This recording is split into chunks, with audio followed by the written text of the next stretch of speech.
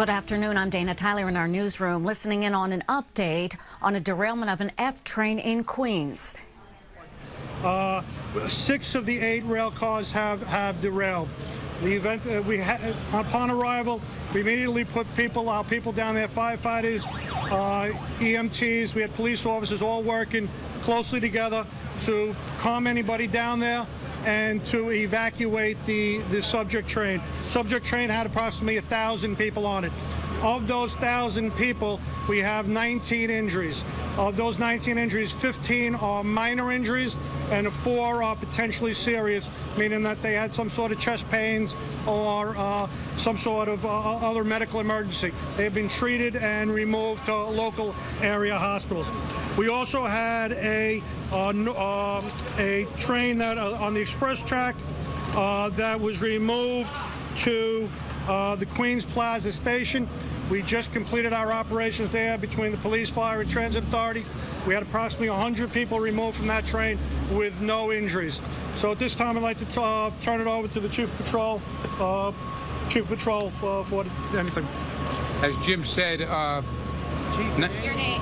Chief James Hall, H-A-L-L, Chief of Patrol. As Jim said, we have 19 injuries here. Mr. Pendergrass from New York, MTA and New York City Transit Authority people are on the scene here. They'll give you an update on when service is going to come on. There's some damage down there consisting of some rail damage.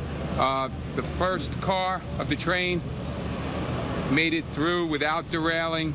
The following cars, then about 6 cars derailed, and then the final car stayed on the track.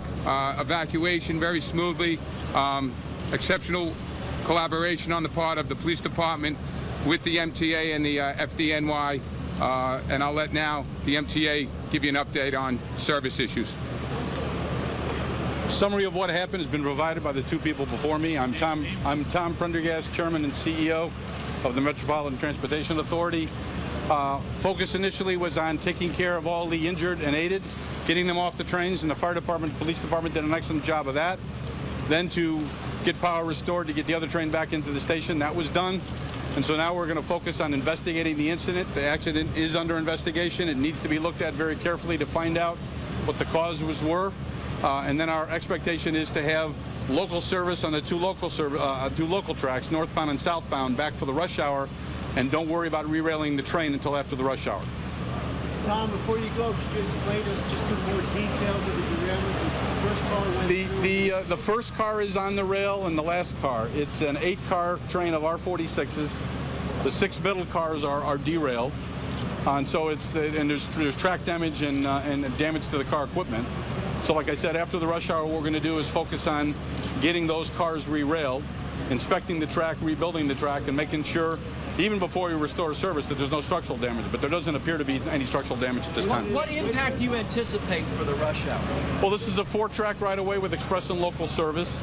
So if we're confined to 2 tracks and everything's running on a local, it will impact the rush hour capacity. But we'll be able to run trains, which is exceptionally important for the Queens Boulevard line. What about the train operator? Was he injured? Was he conscious? I don't believe the train operator and the conductor are injured, and they go through a normal set of tests to make sure that they're not affected by drugs or alcohol. How fast was the train moving? I don't know that at this point. What is the track speed? I don't know that at this point either. That's part of the investigation. And I mean, that's why it's very important that because what is going on is a detailed accident investigation of track signals, train operations, and any other factors that may have contributed to the accident. Mr. Pendergrass, those tracks that were affected, how old are they?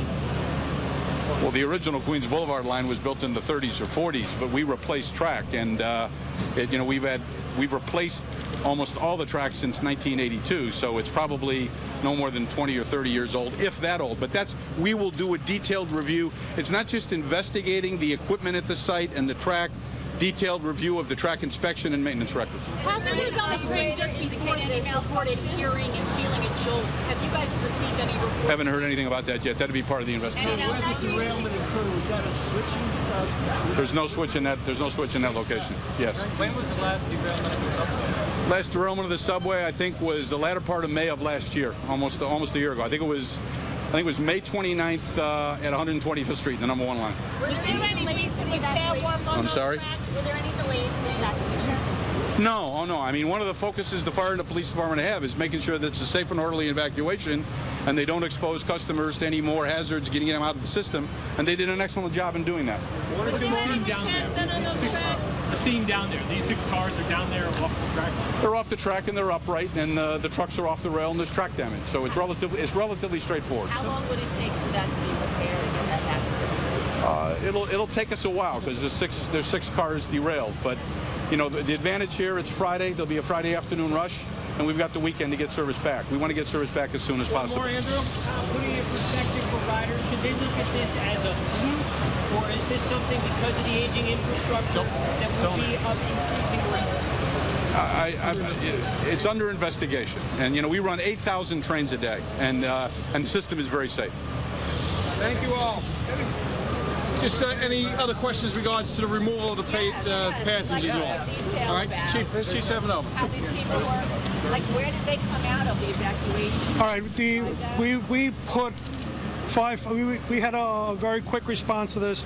We put firefighters, EMTs into every car to maintain calm.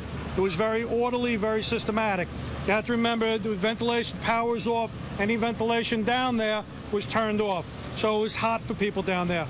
On top of that, there was a substantial cloud of dust, which people could associate with smoke, but there was no fire, but it was a cloud of dust, which panics people. And our job is, in NYPD and FDNY, is the orderly, systematic evacuation of that train and to redo it in the most safe way that we can.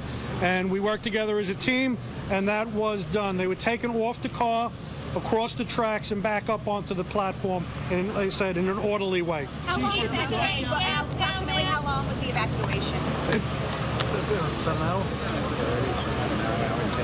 Close to an hour. But you remember, we have the time to do it, so we want to make sure that we do it in a safe manner when we are taking these people off this train. And can you give us a sense? It was dust. It was dust from the collision. Dark down there, did you have any lights down there? Emergency lights? Well, we have, in other words, the tunnel is obviously dark, but we're going to provide our own lights that we're having there. The biggest thing that we do is to make contact with people. It was imperative that we put out people into every car so that we can inform people, listen, the fire department's on the scene, the NYPD is on the scene, you are safe. We will get you out of here to maintain calm. Last question, last question. So there was dark and no ventilation. There was dark and no ventilation, yes. Lighting was off as well? Well, in other words, whatever emergency lighting is in those cars is obviously going to work, but there's no emergency light in those tunnels. And Jay, Jim, what is the biggest challenge that your men face going in? Well, in other words, the sheer amount of people. We had close to 1,000 people down there, that it's between stations that we have to remove them up this emergency exit. So it's very important that we maintain crowd control, that we do not have a panic down there, which can cause a stampede, a crush injury, or anything. The police and fire department, we train for this all the time, and we put this train into use, and this is why we get a successful operation going on here. Do you give the passengers credit? Of course you give the passengers credit that they maintain calm. They're New Yorkers. Thank you, Chief. Thank you, Chief. Very much. Thank you. Thank you. I'll get you those numbers. Thanks, Chief. You've been watching a live update from the FDNY, Metro North, and the NYPD on the F train derailment that happened in Woodside, Queens late this morning. 6 of 8 cars derailed as they were approaching the 65th Street station in Woodside about 10:40 a.m. with 6 of 8 cars derailing on the express line. The train then came to a complete stop. There was darkness. It was very hot there, and what you were listening to was firefighters talking about getting firefighters and EMT people into those trains to keep calm, prevent panic of the 1,000 or so riders who were on those trains. With the 6 of 8 derailing, they also told us that there were about 1,000 people. Of those, very limited number, 19 injuries. Firefighters saying 15 of those injuries minor, 4 potentially serious chest pains type of a thing. And again, imagine if you're on a subway train, the trains come to a complete stop, some jolt, and then you have to get out through a different exit, a sidewalk exit. So the pictures that you're seeing here are the hundreds and hundreds of subway riders who had to come out through an emergency exit, and they were being helped, some of them legs wobbly, disoriented, but again, very few injuries. The firefighters and FDNY and CEO of the MTA, Thomas Prendergast, crediting everyone with how they calmly proceeded, because they were stuck down there for more than an hour, some of them. Again, lots of pictures we have coming into our newsroom from smartphones, and we will have all kinds of coverage of this later today. Again, also make sure that you understand, because of this derailment, there are a lot of different delays for the F train, the E train, the M train, the R train. Please check out our website, cbsnewyork.com, and WLNYTV.com as well for that. And we will have complete updates later on from CBS 2 and TV 1055. Right now, back to your afternoon programming. This has been a special report from CBS.